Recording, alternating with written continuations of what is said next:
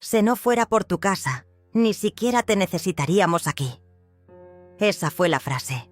No un grito, no una pelea, no una traición evidente.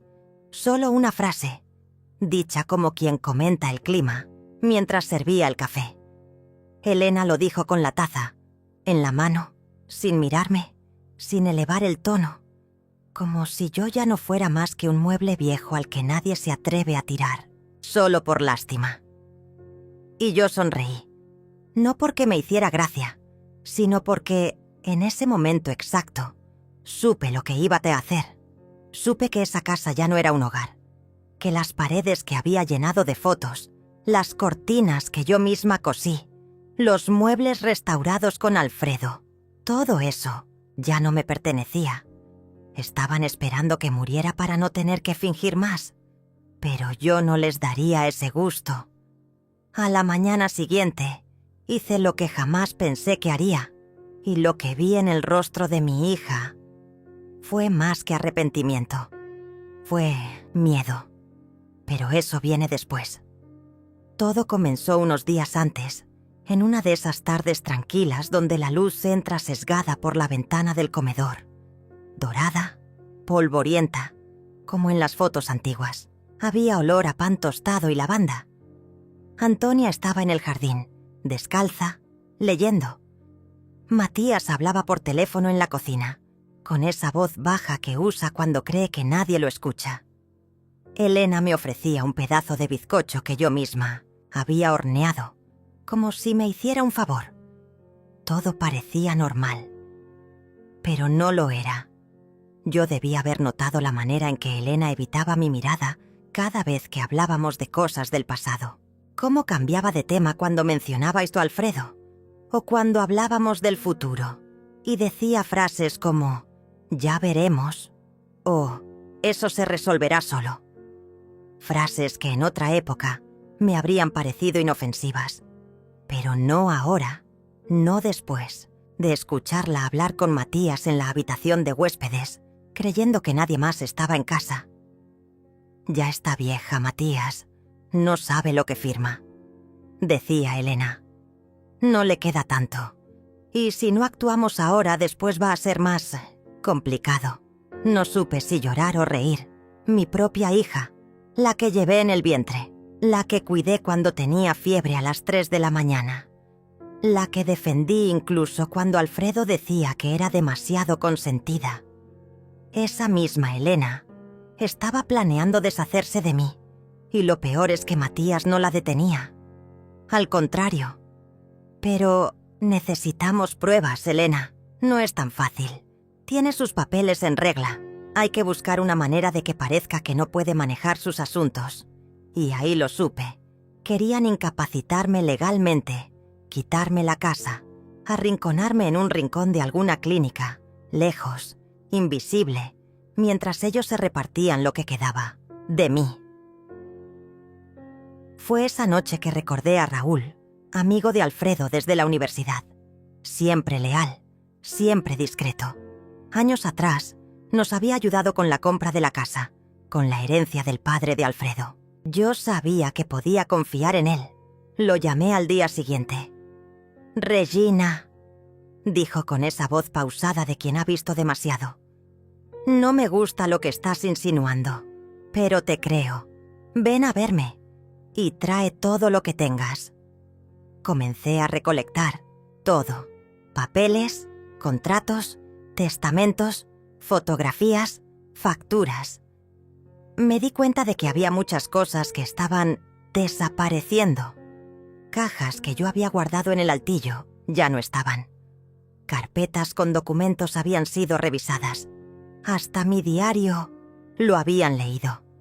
Lo confirmé una tarde en la que Elena me miró fijo y dijo: «No deberías escribir cosas que puedan malinterpretarse, mamá. A tu edad, una palabra mal escrita puede parecer delirio». No respondí.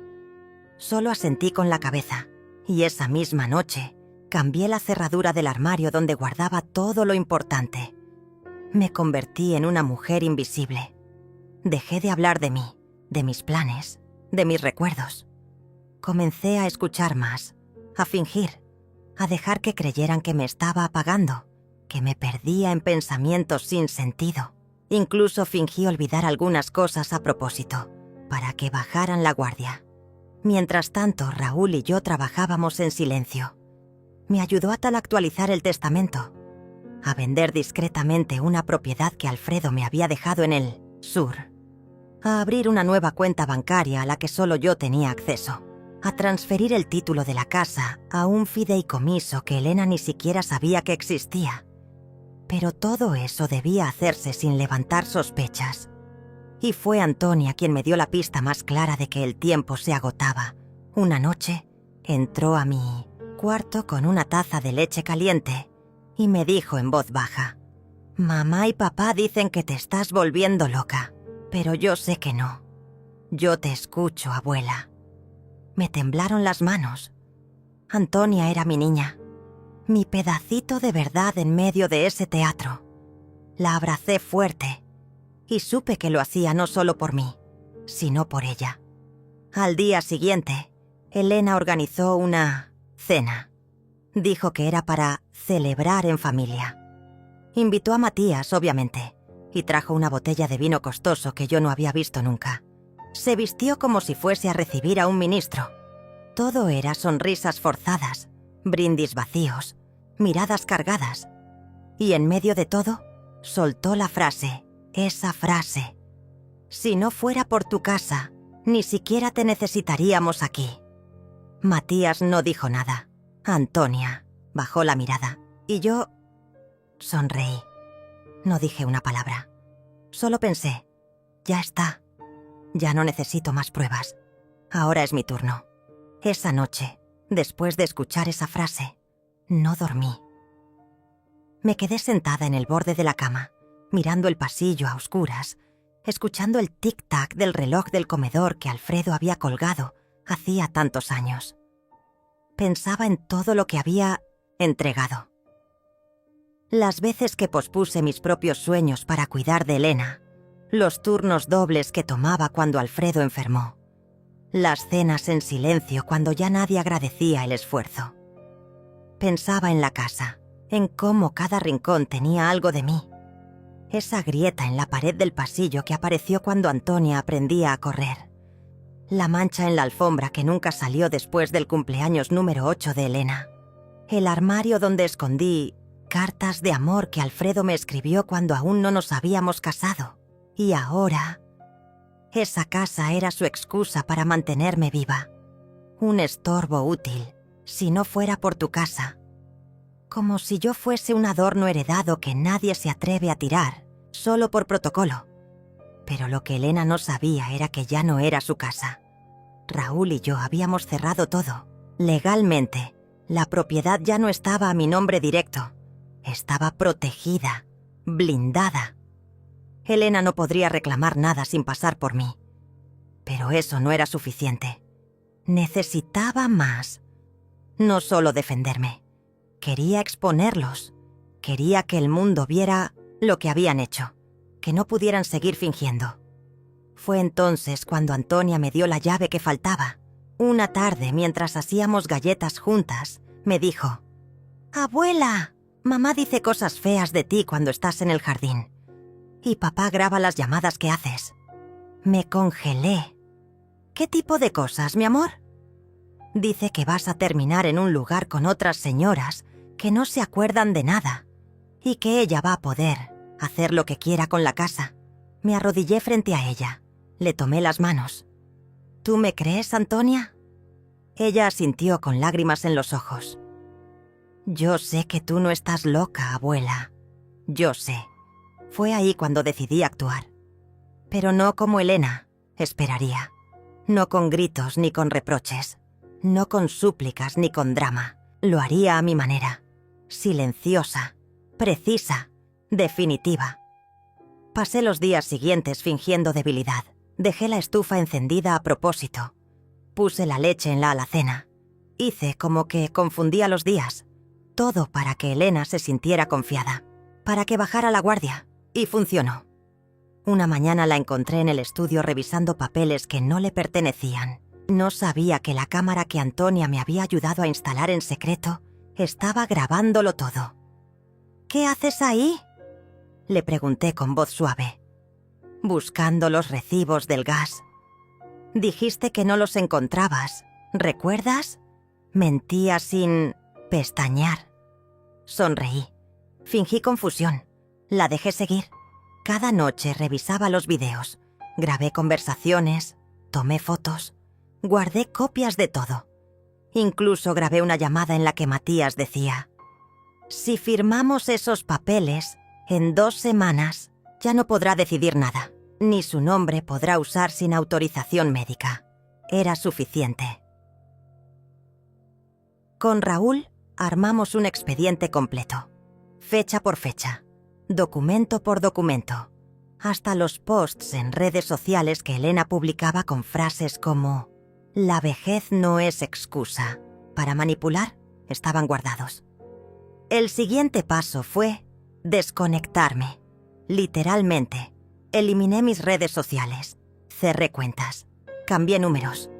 Vendí discretamente unas joyas que Alfredo me había regalado y que aún guardaban valor. Puse todo en una maleta pequeña, la misma que llevé cuando me casé con él, y esperé el momento adecuado. Ese momento llegó un viernes.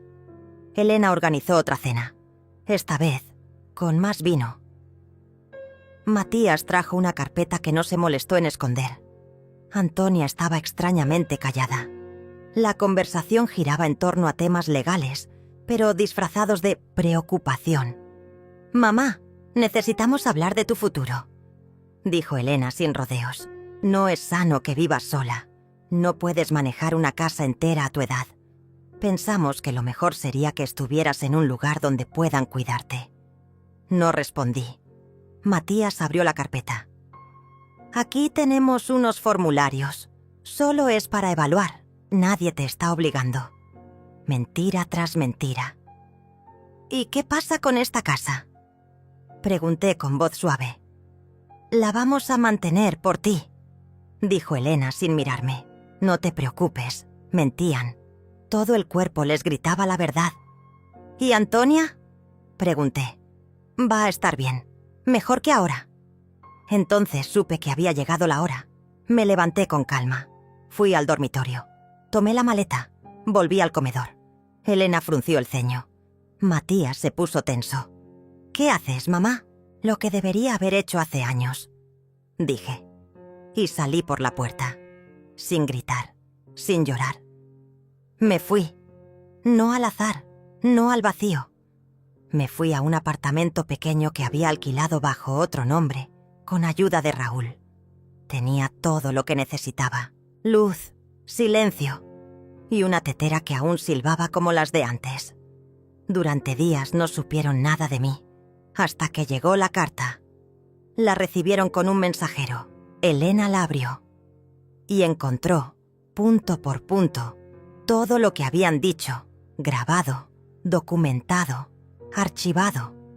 Las pruebas, las fechas, los videos, los audios, la venta de la otra propiedad, el cambio en el testamento, la transferencia de la casa, todo legal, todo irreversible.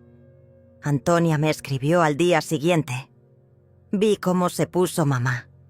Gritó, rompió cosas, pero yo solo quería decirte gracias.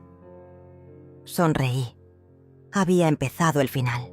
Esa mañana, después de la carta, el silencio fue absoluto. Me imaginé la escena con claridad. Elena abriendo el sobre con ese gesto tenso que heredó de Alfredo.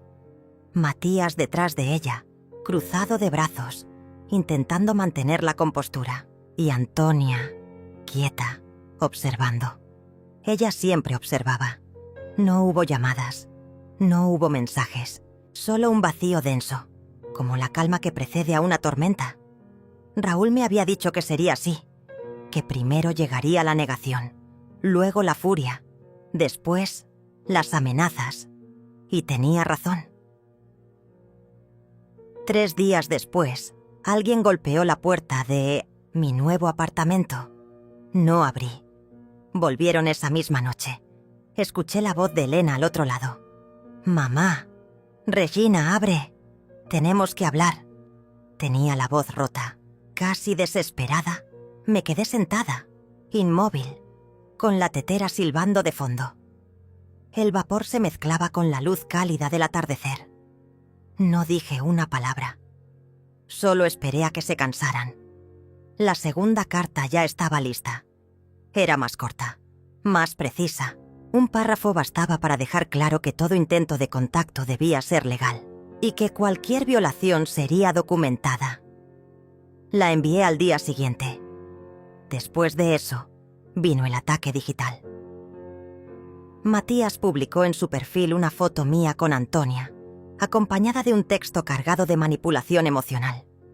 A veces, quienes más amamos son quienes más nos dañan.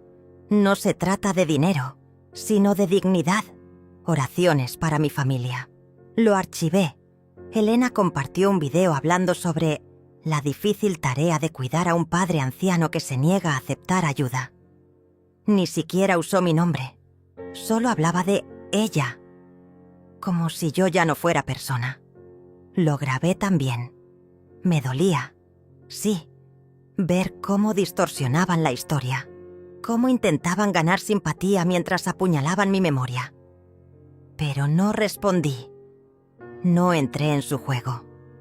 Cada publicación era una piedra más en el muro que estaban construyendo para aislarse de la verdad.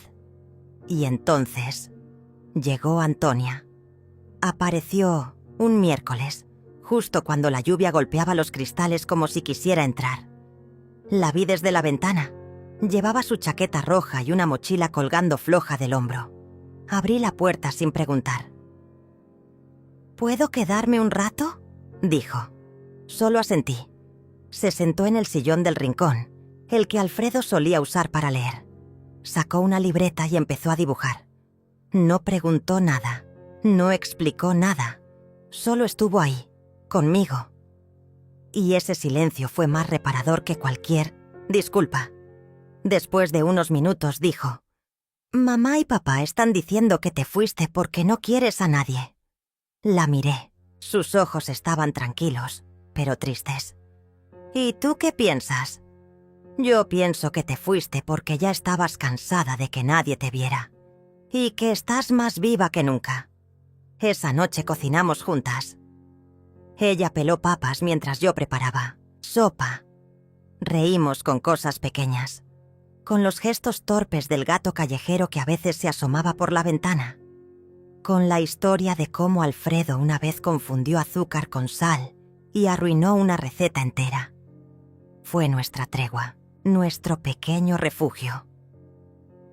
Pero también fue una chispa, porque al día siguiente, Antonia publicó una foto, solo una. Era un dibujo, mi rostro con líneas suaves pero firmes, y una frase debajo.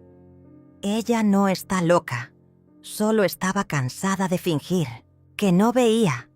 La imagen se viralizó entre sus amigos, luego entre otros, y en pocos días, las personas empezaron a preguntarse qué estaba pasando en esa familia que parecía tan perfecta. Elena reaccionó con furia. Me envió un correo frío, casi clínico.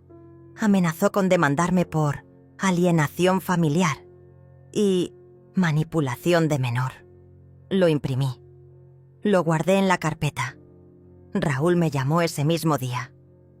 «Van a intentar ensuciarte por todos lados, Regina. Pero cada palabra que ellos dicen los hunde más. Ya tenemos todo. Solo falta el cierre». «¿Y cuándo será ese cierre?» «Cuando tú decidas. Esto ya no es una guerra. Es un entierro». Esa noche tomé una decisión. Convocaría a Elena y Matías, en mi terreno, con mis reglas, sin testigos, sin cámaras, solo una última conversación. No para reconciliación, sino para que escucharan por primera vez en años lo que nunca se atrevieron a enfrentar. Los cité en la casa antigua, la misma donde se originó todo, donde empezó la grieta. Llegaron puntuales. Elena con rostro tenso, Matías con los labios apretados. No saludaron, no preguntaron cómo estaba, solo se sentaron en la sala, como si esperaran instrucciones. «Gracias por venir», dije. «No tenías derecho a desaparecer así», soltó Elena de inmediato. «Nos dejaste expuestos. Nos ridiculizaste». La miré fijamente. Lo único que hice fue mostrar lo que ya eran. Yo no inventé nada. Matías bufó. ¿Y crees que esto es justicia? ¿Arruinar tu propia familia? No arruiné nada. Solo quité la máscara. Se hizo un silencio espeso. Entonces les mostré la carpeta. Les leí cada transcripción. Les mostré cada audio, cada publicación, cada intento de internarme sin justificación médica, cada frase cruel, cada mentira. No grité, no lloré, solo hablé.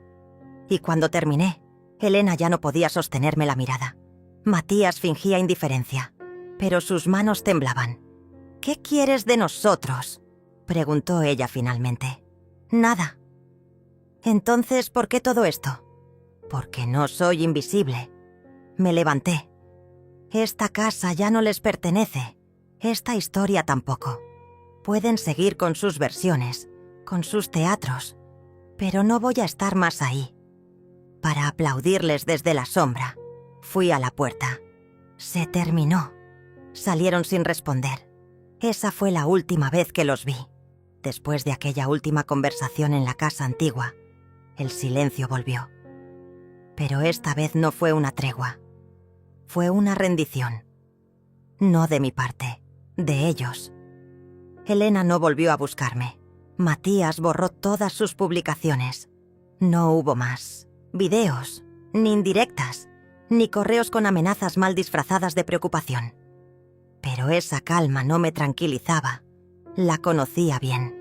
Era la calma del miedo, la de quien se sabe expuesto y empieza a moverse en las sombras para salvar lo que aún puede. Yo no bajé la guardia, no después de todo lo vivido, porque sabía que lo más peligroso de ellos no era el odio, sino la desesperación. Antonia seguía escribiéndome de vez en cuando. Mensajes breves pero llenos de vida. Me mandaba fotos de sus dibujos, pequeñas anécdotas del colegio, y una vez incluso me escribió: «No sé si me parezco a ti, abuela, pero cuando camino sola y no tengo miedo, siento que sí». Guardé ese mensaje en mi caja de madera, la misma donde Alfredo solía guardar las cartas que me escribía cuando viajaba. Raúl, por su parte, se convirtió en una especie de sombra protectora. Nos reuníamos 2 veces por semana en una cafetería discreta, siempre en mesas al fondo, donde nadie pudiera escucharnos. Él me mantenía al tanto de los movimientos legales, de las maniobras que Matías intentaba a través de su contacto en la notaría, de los rumores que empezaban a circular en ciertos círculos sociales. «Han intentado convencer a una jueza, amiga de Matías, para que declare que no estás en tus facultades mentales», me dijo una tarde. «Pero ya tenemos pruebas de todo. Audio, videos, testigos. Lo que intenten ahora será inútil». «Lo sé», respondí mientras revolvía mi té de menta con calma. «Pero quiero que quede registrado. Todo, incluso su derrota». Fue entonces cuando surgió la idea del documento final. Un testamento, sí, pero también una memoria. Una pieza legal que no solo repartiera bienes, sino que contara mi verdad. No como víctima, sino como mujer. Como madre, sí, pero sobre todo como persona que decidió dejar de callar. Lo escribí a mano durante varias noches, con letra firme, sin tachones. Cada párrafo tenía un peso emocional que me obligaba a respirar hondo antes de seguir. Empecé así: «Me llamo Regina, y durante mucho tiempo creí que amar significaba soportar, que cuidar era ceder, que ser madre era desaparecer». Hasta que un día me miré al espejo y no supe quién era. Esta es la historia de cómo volví a encontrarme. Raúl lo leyó en silencio. Cuando terminó me miró con los ojos vidriosos. «Esto va a dolerles más que cualquier juicio», dijo. «No es para hacerles daño. Es para que Por una vez, en mis miesins, sus vidas, escuchen sin poder interrumpirme. Lo registramos con notario, con firma, con copia en digital y papel. Todo quedó sellado, intocable. Luego vendí la casa antigua. No se lo dije a nadie. Solo lo hice. La vendí a una pareja joven que esperaba su primer hijo. Ella lloró cuando entró al cuarto que había sido de Antonia. Me dijo que podía imaginar los cuentos antes de dormir, las risas, las carreras por el pasillo. Y por primera vez en años, sentí que aquella casa tendría una historia digna, no perfecta, pero limpia. Transferí el dinero a una cuenta nueva, a nombre mío y de Antonia, bajo una cláusula de protección. Si algo me ocurría, solo ella podría acceder a él. Lo hice no por venganza, sino por reparación. Había terminado de atar cada cabo cuando llegó el contraataque. Una demanda. Elena me acusaba de abandono emocional, de manipulación de menores, de alienación familiar. Usaba frases que jamás dije, tergiversaba eventos, presentaba testimonios de conocidos suyos. Todo un espectáculo patético disfrazado de legalidad. Raúl sonrió cuando lo vio. Se acaban de cavar su propia tumba. Respondimos con un dossier de más de 100 páginas. Capturas de pantalla, audios, videos, testigos, el informe de mi terapeuta. Y mi testamento manuscrito, con cada línea respaldada por fechas, contextos, hechos. La audiencia se programó para dentro de 2 meses, y en ese tiempo, ellos intentaron todo. Llamadas, llorando, cartas con letra temblorosa que intentaban despertar lástima, incluso un video de Matías diciendo que, si algo me pasa, que se sepa que la amé como a una madre. Pero yo ya no era la misma. No abrí cartas, no vi videos, no respondí llamadas, no porque estuviera cerrada al perdón, sino porque entendí que el perdón no se pide con lágrimas falsas. Se construye con hechos. Una tarde, mientras tomaba té en el balcón, Antonia llegó sin avisar. Traía una libreta en las manos. «¿Puedo leerte algo?» Asentí. Abrió la libreta y empezó. Ella no gritaba, pero su silencio era un eco que rompía muros. No se vengó, pero su justicia dejó cicatrices. No se fue, pero hizo que nadie más pudiera quedarse. Mi abuela no huyó, se eligió. Me tembló la taza. No pude evitar llorar. ¿Lo escribiste tú? Sí, para la escuela. Teníamos que hablar de una mujer valiente. Me abrazó. Ese momento fue mi veredicto. Ya había ganado. La sala del juzgado era más fría de lo que imaginé. No por la temperatura, sino por la ausencia de humanidad. Las paredes grises, la luz fluorescente que no perdonaba las ojeras ni las arrugas, el murmullo constante de papeles moviéndose, como si las palabras pudieran borrar años de silencio. Me senté en la segunda fila, justo detrás de Raúl. Él giró levemente el rostro y me dedicó una mirada serena, como si dijera sin decir: «Estamos listos». Llevaba ese maletín negro de cuero que pertenecía a Alfredo. Me estremecí al verlo. No por nostalgia, sino por certeza. Porque, de alguna forma, él también estaba allí, observando. Elena entró poco después, vestida de gris claro, con un pañuelo de seda que no combinaba con su rostro endurecido. Matías la seguía de cerca, como un perro que teme perder el hueso. Se veían agotados. No como quien ha trabajado duro, sino como quien ha mentido demasiado. No cruzaron miradas conmigo, pero sentí su incomodidad. Era la primera vez que me veían en pie, sin temblar, sin llorar, sin suplicar. Y eso los descolocaba más que cualquier testigo. El juez, un hombre de rostro inexpresivo, de esos que aprenden a leer entre líneas más que en las páginas, abrió la sesión con formalidad. Los abogados hablaron primero. Yo no escuché todo. No hacía falta. Cada palabra ya había sido dicha en otras versiones, en otras escenas, pero cuando el abogado de Elena mostró una fotografía mía, una donde estoy sentada en el jardín, mirando hacia abajo, con expresión de tristeza, y dijo: «Esta mujer ha manipulado a su hija durante años, ocultándose tras una fachada de fragilidad». Algo se quebró dentro de mí. No de dolor, de lucidez. Era momento de hablar. Raúl se levantó y pidió la palabra en mi nombre. El juez lo concedió. Me puse de pie. Sentí cómo el silencio se tragaba el aire. Caminé hasta el estrado sin apuro. Cada paso era una afirmación. Cada segundo, una reconquista. Me dieron el micrófono. No leí papeles. No usé tecnicismos. Solo hablé. Me llamo Regina. Y durante muchos años me creí invisible. Pensé que cuidar era desaparecer, que amar era ceder, que ser madre era soportar, sin condiciones. Me equivoqué, no porque amar esté mal, sino porque olvidar quién eres para agradar a otros es una forma lenta de morir. Vi los ojos de Elena llenarse de algo parecido al miedo. No por mis palabras, por lo que significaban que no tenía control sobre mí. Me acusaron de manipulación, pero fui yo quien cedió mi firma para que mi hija tuviera su primera casa. Fui yo quien vendió parte de mis joyas para pagar la educación de su esposo. Fui yo quien cuidó de mi nieta mientras ellos se iban de viaje. ¿Dónde está la manipulación? ¿En dar sin pedir? ¿En confiar sin condiciones?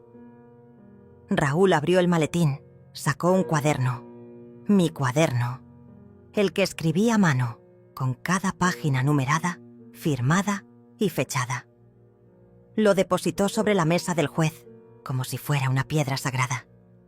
«Este documento», dijo, «contiene cada transacción, cada fecha, cada renuncia que hizo mi clienta durante más de 20 años, no como prueba de su generosidad, sino como testamento de su silencio.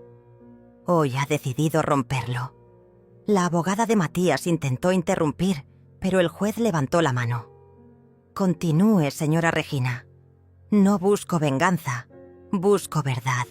Porque durante mucho tiempo me hicieron creer que si hablaba, perdía.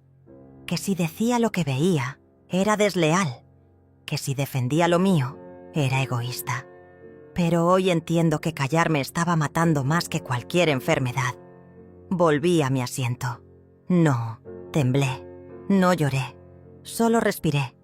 El juicio no terminó ese día, pero la sentencia ya estaba dictada en otro plano, en el de la dignidad. Durante las semanas siguientes, las grietas en la fachada de Elena y Matías se hicieron visibles, una por una. Sus redes sociales, antes llenas de fotos familiares perfectas, quedaron vacías. Comentarios preguntando por Antonia. Otros señalando que algo no cuadraba, que esa mujer, yo, no parecía tan monstruosa. El director del colegio de Antonia llamó a Elena para pedir explicaciones sobre un incidente con una profesora. Matías fue citado por la fiscalía por inconsistencias en unas declaraciones patrimoniales. Pequeñas derrotas, pero certeras.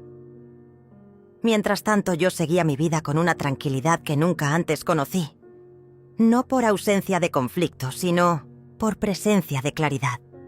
Cada mañana tomaba mi té en el mismo balcón donde Alfredo solía leer el periódico.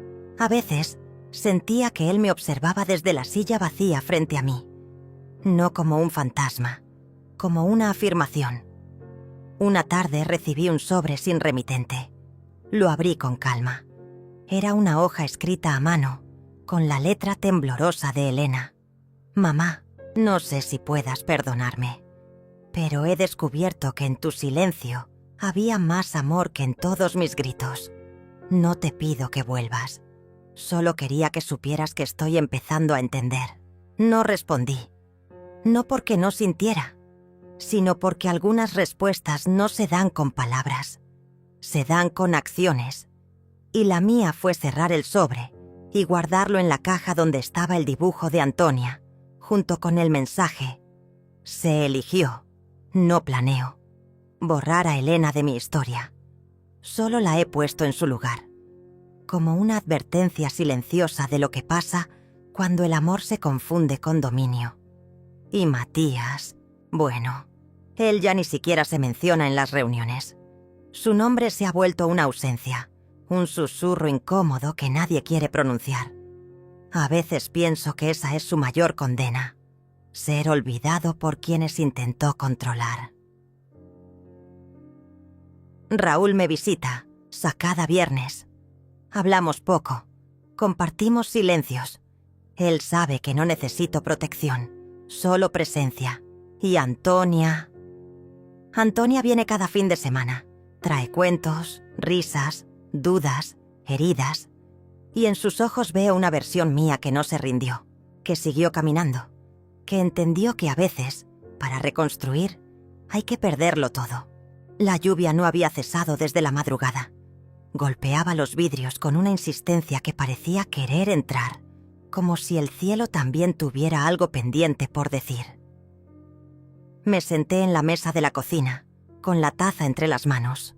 El té humeaba, pero yo no tenía prisa.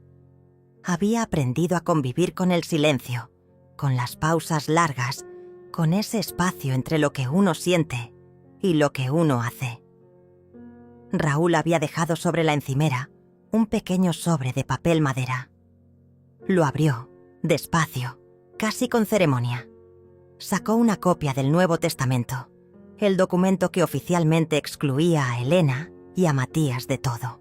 Lo firmaste con una serenidad que me dio miedo, Regina, me dijo cuando lo llevamos al notario. No era miedo, le respondí. Era certeza. Lo que me ataba ya no era amor, era el peso del hábito. Y decidí cortar. Habían pasado 3 semanas desde el juicio. 3 semanas sin llamadas de Elena, sin gritos, sin mensajes dramáticos de Matías. Pero eso no era paz, era espera. Sabía que volverían. No porque me amaran, porque no sabían existir sin controlar. Y volvieron. Una mañana, la cámara del portón captó su auto estacionado al frente. Elena bajó primero. Llevaba el cabello recogido, el mismo abrigo verde que heredó de mí años atrás. Matías se quedó en el asiento del conductor, nervioso, moviendo las manos como si ensayara lo que iba a decir. Antonia no estaba. No la traían desde hacía meses. Ya no era útil para ellos. Apreté el botón del portón para evitar que tocaran el timbre. Aparecí en la pantalla. Elena alzó la vista, sorprendida. Yo llevaba el cabello suelto, el rostro limpio, los ojos firmes. «Mamá», empezó. «Necesitamos hablar. Ahora no es un buen momento», le respondí sin levantar la voz. «No puedes hacernos esto», dijo Matías desde el auto. «Es tu familia». Me quedé en silencio unos segundos. Luego contesté. «Precisamente por eso. Porque alguna vez lo fueron. Hoy elijo no permitir más daño». Cerré la comunicación. Los vi desde la ventana. Elena lloraba. Pero no de tristeza, de furia, de impotencia. Matías golpeó el volante. Se fueron sin decir más. Ese mismo día recibí una carta, sin remitente, pero reconocí la letra de Matías. La abrí con calma. Era una amenaza velada. Decía que si seguía con esas acciones legales, iban a revelar cosas del pasado que podrían afectarme socialmente. Me reí. No porque no doliera, sino porque no sabían quién era yo ahora. El pasado ya no me avergonzaba. Lo había transformado en aliento. Raúl me ayudó a redactar la respuesta legal. Incluimos las amenazas, las fechas, las grabaciones, las transcripciones de llamadas. Todo estaba documentado. No había espacio para el chantaje. La ley estaba de mi lado, pero más aún, mi conciencia. Una semana después, la directora del colegio de Antonia me llamó. Quería saber si podía pasar a buscarla. Elena no había aparecido, Matías tampoco.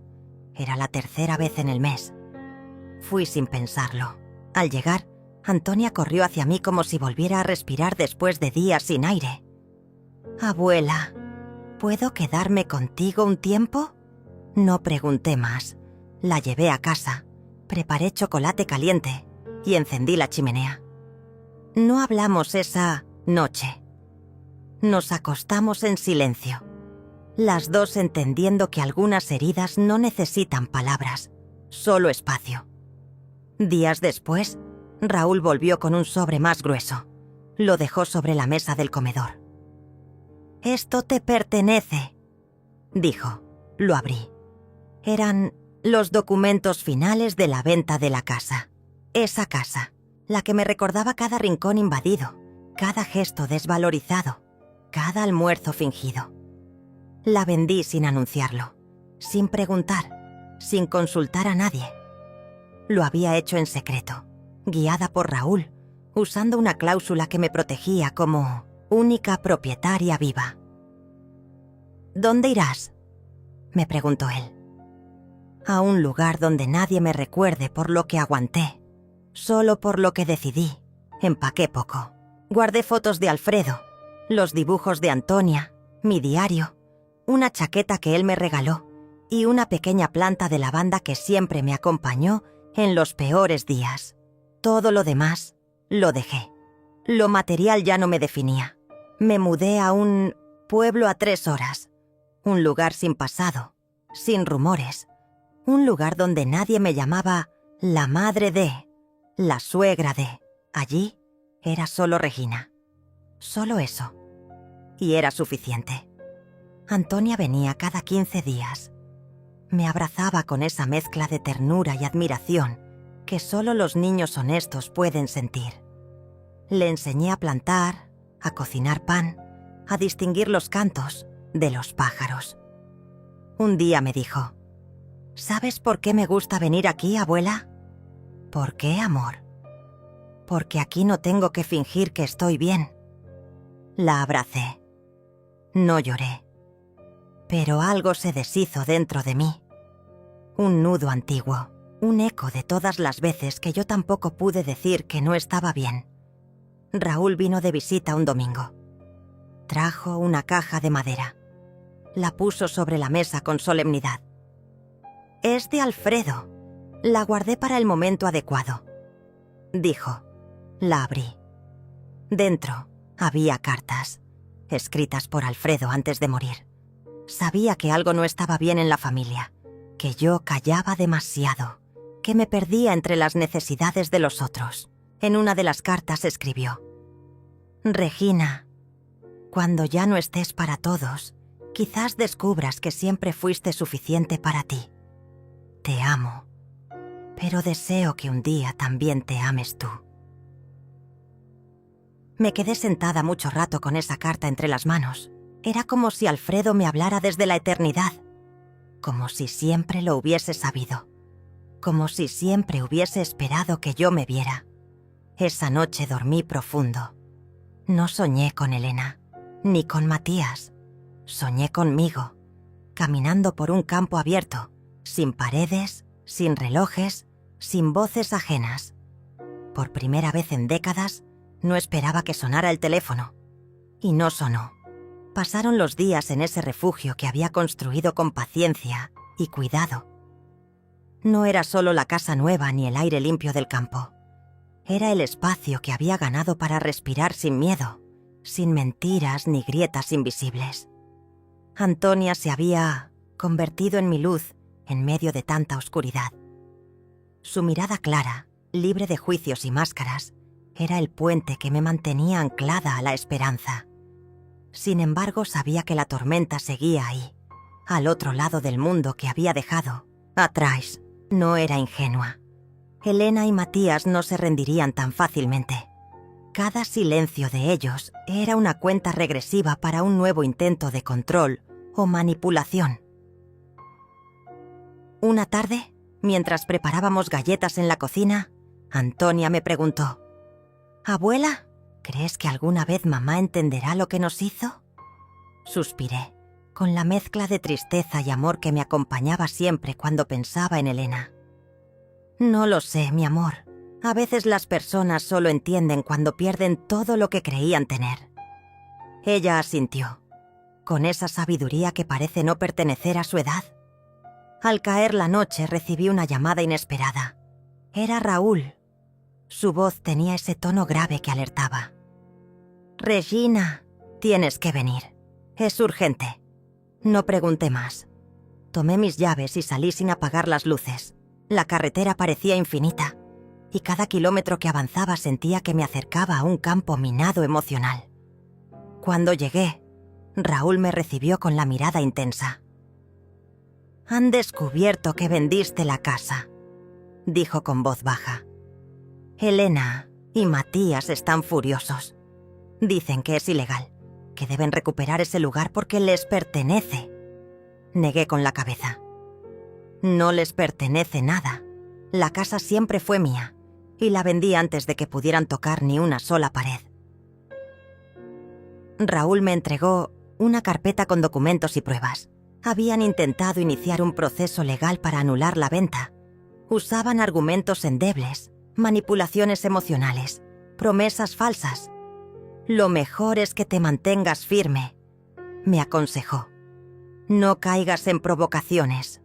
Volví a mi casa, sentada, frente a la ventana, viendo cómo las luces del pueblo se apagaban una a una. Pensé en Alfredo, en lo que nos había enseñado sobre la fortaleza silenciosa. Al día siguiente, apareció un mensaje en mi teléfono. Un video. Elena, con lágrimas, falsas, hablaba de injusticias, de abandono, de una madre fría que no la entendía. Matías se sumaba con palabras calculadas, pidiendo comprensión y perdón público. La comunidad se dividió. Algunos apoyaban a la hija, otros a mí. Pero el daño ya estaba hecho. El juicio social era una nueva batalla. Me encerré en la calma, en la serenidad que había construido piedra a piedra. No respondí a nada. Dejé que las horas pasaran y preparé un plan. Antonia, con su inocencia, me preguntaba cada noche si algún día todo volvería a ser como antes. Yo le decía la verdad, que a veces asusta más que la mentira. «Nada será igual, cariño, pero podemos crear algo nuevo, más fuerte». Poco a poco, las redes sociales, los mensajes, los llamados dramáticos, se convirtieron en ecos vacíos. Yo tenía pruebas, documentos y una voluntad férrea. Raúl me ayudaba a mantener el control de cada paso, de cada movimiento. Un día, cuando menos lo esperaban, recibieron la notificación definitiva. El proceso legal contra la venta de la casa había sido rechazado. No solo eso.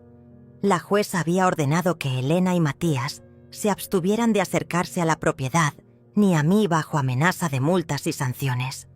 Esa noticia fue el primer golpe real que les di sin levantar la voz. Pero la verdadera batalla no era contra ellos, sino contra el miedo que aún me acechaba en las noches. Por eso, decidí abrirme hacia Antonia. Le conté historias de Alfredo, de mi juventud, de las decisiones que me hicieron la mujer que era ahora. Ella escuchaba atenta, sus ojos grandes y húmedos. «Abuela, cuando escucho esas historias, siento que puedo ser fuerte también», me dijo una tarde, mientras plantábamos flores en el jardín. Sentí que algo se rompía dentro de mí. Esa pequeña semilla de esperanza crecía con cada palabra que compartíamos. Mientras tanto, Elena y Matías intentaban nuevas tácticas. Un día, apareció un video con Antonia, filmado en secreto, donde se le escuchaba decir que quería vivir con su madre. El video circuló rápidamente y muchos se conmovieron. Pero lo que ellos no sabían era que había grabado todo. El testimonio de Antonia, su voluntad real, sin ediciones ni manipulaciones. Con esa prueba, junto con el apoyo legal de Raúl, iniciamos un proceso para que Antonia pudiera elegir dónde vivir. Ella decidió quedarse conmigo, lejos de las mentiras y la violencia, silenciosa. Cuando Elena se enteró, la rabia explotó en una confrontación directa. Vinieron a la casa sin aviso. Gritaron, lanzaron amenazas, intentaron intimidarme. Pero esta vez no temí. Los recibí con calma, con una mirada que decía que no había vuelta atrás. «No se trata de ustedes», les dije. «Se trata de Antonia, de su bienestar. Y eso es lo único que importa». La furia de Elena se convirtió en llanto desconsolado, y Matías, resignado, comprendió que no tenían poder sobre mí. Después de esa noche, todo cambió.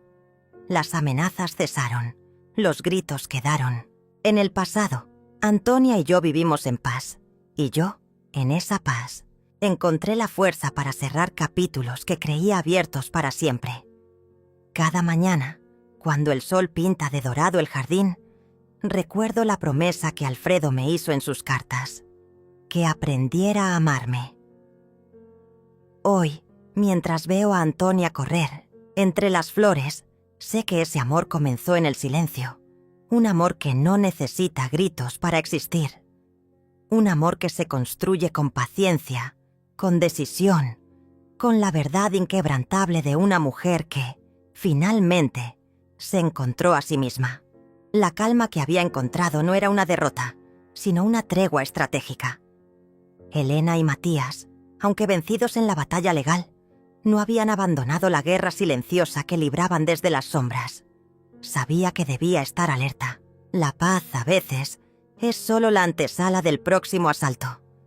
Por eso me mantuve firme, pero vigilante. Raúl seguía siendo mi apoyo incondicional, la voz de la razón en medio del caos.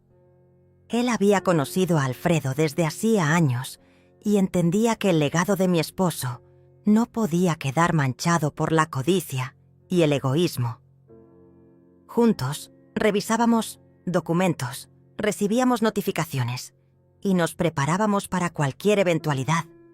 Antonia era mi faro. En ella veía reflejada la posibilidad de un futuro distinto, libre de engaños y manipulaciones. La nieta, con su mirada limpia y su amor incondicional, me recordaba cada día que la fuerza de una familia no siempre reside en la sangre, sino en la confianza y el respeto. Una tarde, mientras el sol caía en tonos dorados sobre el jardín, Antonia y yo compartíamos un té en la vieja mesa de madera. Ella jugueteaba con una pequeña planta que habíamos sembrado juntas, un símbolo de nuestra nueva vida. Fue en ese momento cuando sentí la presencia de Raúl detrás de la ventana, observando en silencio, guardián invisible. «Abuela, ¿crees que mamá alguna vez podrá cambiar?», me preguntó con voz suave, sin dejar de mirar la planta. Tomé su mano, apretándola con ternura. «Elena es una historia que aún está por escribirse», respondí. «Pero nosotras escribimos la nuestra, y esa es la que importa». No hubo más palabras. La complicidad entre nosotras era un refugio que nadie podría romper. Sin embargo, la tranquilidad se quebró una noche cuando recibí un mensaje anónimo en el teléfono. Era una foto de la antigua casa, la que ya no me pertenecía, con una sombra oscura en la ventana. Mi corazón se aceleró y una oleada de recuerdos dolorosos inundó mi mente. Sabía que era una advertencia, un intento de infundir miedo. No respondí. En cambio, llamé a Raúl y le pedí que reforzara la seguridad alrededor de Antonia y de mí. No podía permitir que el miedo volviera a gobernar mi vida. Los días siguientes fueron tensos. Elena y Matías continuaban con sus maniobras, esta vez intentando involucrar a Antonia en sus juegos. Pero la niña, protegida por un amor genuino y sincero, resistía con valentía. Un domingo por la mañana, mientras preparábamos el desayuno, Antonia se acercó con una carta en la mano. La había encontrado en el buzón, sin remitente, pero con una caligrafía familiar. La abrí con cuidado y leí en voz baja: «Si no fuera por tu casa, ni siquiera necesitaríamos que estés aquí». Sentí que el mundo se detenía por un instante. Las palabras resonaban como un eco frío y despiadado, un veneno dirigido directamente a mi corazón. Pero esta vez no hubo lágrimas ni desesperación, solo una sonrisa serena y desafiante. «No», lloré. Solo apreté la carta y miré a María Antonia. Le dije: «Ellos creen que esta casa nos define, pero lo que nos define es lo que construimos juntas, aquí y ahora». A partir de ese día comencé a actuar con más determinación. Cada movimiento era calculado, cada palabra medida. No era solo una cuestión de defender un patrimonio, sino de recuperar mi dignidad y el respeto que me habían arrebatado. Con la ayuda de Raúl, reuní todas las pruebas necesarias para iniciar un proceso que cortaría definitivamente los lazos tóxicos que me ataban a Elena y Matías. No solo se trataba de la casa, sino de la herencia emocional que ellos intentaban usurpar. La noche que envié los documentos al abogado fue una de las más importantes de mi vida. Cerré los ojos y respiré profundo, sintiendo el peso del pasado desprenderse de mis hombros. La justicia silenciosa que había esperado durante tanto tiempo comenzaba a tomar forma. Mientras tanto, Antonia se convirtió en la mensajera de esa nueva esperanza. Su inocencia y amor puro rompían las barreras del resentimiento y el dolor. Una tarde, en el jardín, ella me dijo: «Abuela, un día escribiré nuestra historia para que nadie olvide que el amor siempre gana». Sentí una lágrima rodar por mi mejilla, pero no era de tristeza. Era la liberación de años de silencio y sufrimiento. Los días se fueron convirtiendo en semanas y las semanas en meses. La batalla legal avanzaba y con ella la certeza de que la verdad prevalecería. Elena y Matías intentaban desesperados reescribir la historia con falsas acusaciones y manipulaciones, pero yo estaba preparada. Cada carta dramática, cada amenaza vacía, era recibida con calma y pruebas irrefutables. Raúl estaba a mi lado en cada paso, firme como siempre, recordándome que la fortaleza no se mide en gritos, sino en acciones. El momento del enfrentamiento final llegó una mañana fría de otoño. Elena y Matías se presentaron en la puerta, esta vez con un semblante diferente, cansados, derrotados, pero aún tratando de aparentar control. «Regina», dijo Elena con la voz quebrada, «esto no termina aquí. La familia es lo único que importa». Miré a Matías, luego a Elena y finalmente a Antonia, que me observaba con una mezcla de orgullo y esperanza. «La familia también duele cuando es falsa», respondí. «Pero yo elegí mi familia, y es esta», dije señalando a Antonia y a Raúl. «No necesito su mentira ni su manipulación». Dieron media vuelta y se alejaron, sabiendo que habían perdido algo que nunca podrían recuperar: mi confianza y mi respeto. Esa noche me senté en el porche, mirando las estrellas. Antonia se acurrucó a mi lado y Raúl encendió un cigarro con tranquilidad. «Lo lograste, Regina», dijo. «Lo que parecía imposible, ahora es realidad». No respondí. Solo miré al cielo y susurré: «Nunca más». La victoria no se gritó en un tribunal ni en una multitud. Se vivió en el silencio de una mujer que aprendió a protegerse y a quererse. El amor que nos une, Antonia y yo, es un lazo indestructible que ninguna mentira podrá romper. Y así, mientras el mundo seguía girando, yo finalmente encontraba la paz que Alfredo siempre creyó que merecía. La madrugada había caído sobre la ciudad, pero en mi pequeño refugio, la luz tenue de una lámpara de mesa se mantenía encendida. La casa, aquella que una vez fue un campo de batalla invisible, ahora respiraba calma, como si entendiera que su dueña Había encontrado un nuevo lugar en el mundo. Cerré la puerta con suavidad. El eco resonó leve, un sonido que parecía marcar el fin de un capítulo y el inicio de otro. Sentada en el sillón del salón, con la mirada fija en la ventana, dejé que la brisa nocturna acariciara mi rostro. Afuera, la luna era una testigo silenciosa que iluminaba el jardín, donde Antonia dormía plácida, envuelta en su manta favorita, ajena a las tormentas que habíamos atravesado juntas. Sentí un nudo en la garganta, una mezcla de alivio y nostalgia que me recordaba que cada cicatriz tiene su historia y cada historia merece su paz. Recordé a Alfredo, su risa grave y sus manos firmes que siempre sostuvieron las mías en los momentos difíciles. Su partida había dejado un vacío que pensé que nunca podría llenar.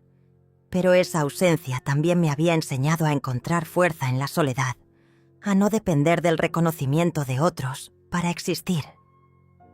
Él, que siempre creyó en mi dignidad, estaría orgulloso de la mujer que me había convertido. Raúl, mi aliado inquebrantable, había vuelto hacía unas horas después de cuidar de Antonia durante el día.